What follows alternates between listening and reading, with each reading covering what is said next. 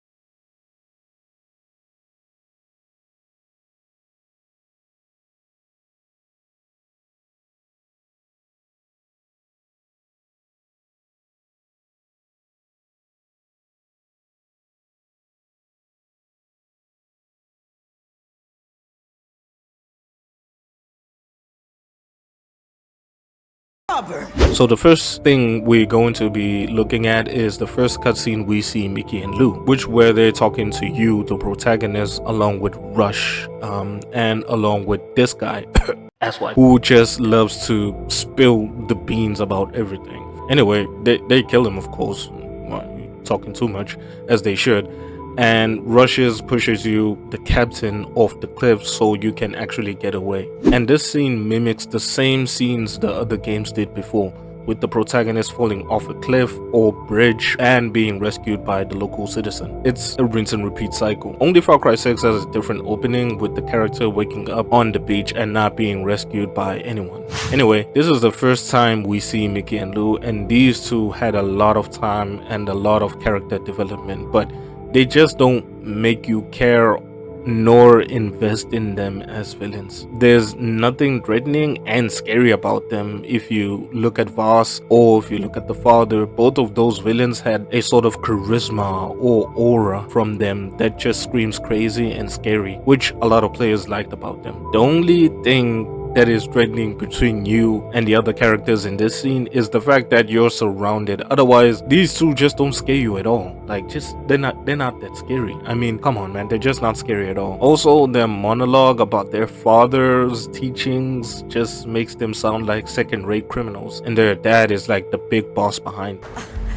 Our pops always told us that people either solve problems or make problems. The world's got too many fucking problems. We're looking for people to help solve problems. Our problems. And here's an idea, Ubisoft.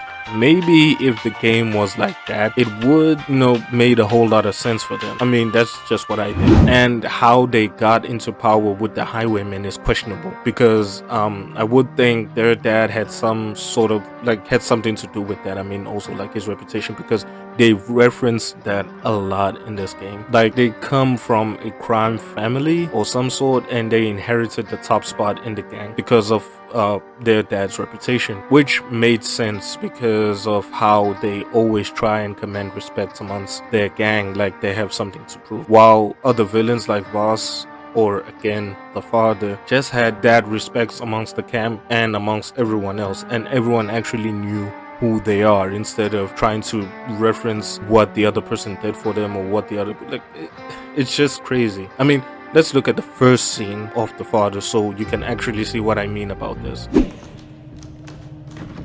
We will not let them. Sheriff, come on. Hold on, We will not let their greed, or their immorality, or their depravity hurt us anymore. Sheriff, There will be no more suffering. fuck it. Joseph C. I have a warrant issued for your arrest on the suspicion of kidnapping with the intent to harm. Now, I want you to step forward and keep your hands where I can see them. There they are. The locusts in our garden. See, they've come for me. They've come to take me away from you. They've come to destroy all that we've built. Do not touch that service weapon! Hold on and don't stand down! Stand down! Everyone calm down! We knew this moment would come. We've prepared for it. Creepy, right? The way Joseph is so relaxed, he has nothing to worry about, with so much confidence. He lets you arrest him knowing very well his people are gonna rescue him with no doubt. He doesn't need to prove anything. So does Vaas or Pagan Min. They don't need to command any respect or show ruthlessness. Like, they just don't need to show that at all, while Mickey and Lou need to actually do that by killing someone in front of them so they can keep the respect commanded amongst their camp. And you can see that throughout the game. You're going soft in your head like your pops.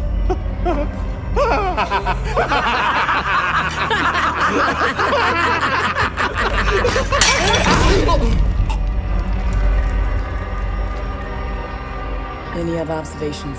Now, it might just be that Ubisoft didn't spend any time in Mickey and Lou crafting them like they did the other antagonists in the game, because this game was just a small follow-up from Far Cry 5, and I'm just reading too much into this. If that's the case, well, I would say look at Far Cry Primal and the villain. Ooh, that dude is just scary, not just from the appearance of him, but the fact that him and his clan are cannibals would just add to the character as an antagonist, and it's horrible. The first thing you actually see, oh, I'm like, this dude is actually extremely scary. He's very scary, and that alone creates some sort of an investment. And the fact that these people are cannibals just makes you invest more into wanting like a lot more. All that motivates you to hate the character and invest in killing. And not to mention that they get like way less screen time in the game and still manages to have the arc of being a menacing villain. So if they did what they did in that game, they could have done a really better job at crafting these two villains. These two had a lot of character development, like I said before, and also we got a backstory that helps us understand where they come from, which is something that should be telling us exactly, like they should be showing us more about them. Like we get to see more of them in the game, but it's just not enough. Like it doesn't actually create that sort of love and that really cool feeling, you know, when you see Vaas or when you see Pagan Min. It just doesn't create that sort of charisma that just those other villains of the Far Cry series has. It's like they were just showing us why they are bad and not letting us decide for ourselves, and it's just so obvious. And I don't know, maybe it's because of their plain, maybe, yeah, I think it is. It's just they have very, very plain, boring personalities, bro. It's just so obvious. It's too cliche in a way, you know.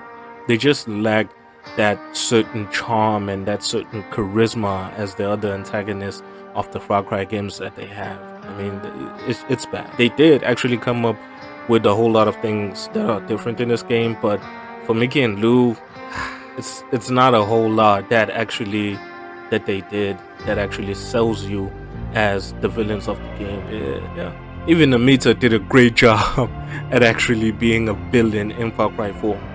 And if you want to know more of that, you can check out my video that I just did about Sabal and Amita being the real villains of Far Cry 4 and not Pagan Min. You can check that out. Now it's probably gonna appear right about now. Yeah, man, so that's what I think. This is a very short video because I don't have a whole lot about what to say about Mickey and Lou. They're just so boring. And the one thing that really got me invested in the game is the gameplay itself and the landscape and the graphics. Like, this game's gameplay is so engaging. The mechanics that they put in there with the weapons and the difficulty mods, those were amazing. It really keeps you captivated, and it was a shame that they took that out in the other game. And if you want to hear me talk more about that, you can check out my Far Cry 6 video also, where I go into details about what they should have done in that game and what they should have kept from this game, you know, probably expanded a bit, you know. but I actually go more into details in that video. So yeah, man, that's it for my character analysis for Mickey and Lou. This was a very short video. Yeah, like I said, these two are just boring as villains. They're extremely boring. I hate them. They're very boring. Another thing that actually kept me invested in the game was what happens to Joseph Seed, you know, because we last time see him in Far Cry 5, and Far Cry 5 leaves everything, you know, hanging, so you don't know exactly what's going on up until we get this game where it actually shows exactly what's going on. So yeah, that's where my interest was in this game, besides these two, because these two, man, they suck. Anyway, be sure to subscribe and please leave a like if you like this kind of content, and also don't be afraid to comment, man. Leave a comment. I should have a unique outro for my character analysis video, but probably will find some later. Anyway, catch you later, guys.